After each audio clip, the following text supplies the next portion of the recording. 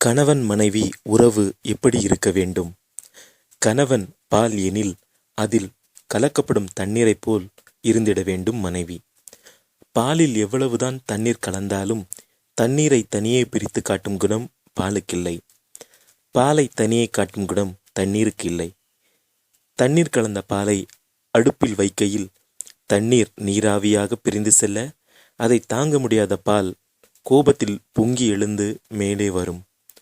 பொங்கி வரும் பாலில் சிறிது தண்ணீர் தெளிக்க, தன்னை விட்டு சென்ற தண்ணீர் தன்னிடம் திரும்பியதும் பால் கோபம் தணிந்து பாத்திரத்தில் அடங்கும். ஒருவேளை அப்படி தண்ணீர் தெளிக்கப்படவில்லை எனில் பால் பொங்கி எழுந்து அடுப்பையே அணைத்துவிடும்.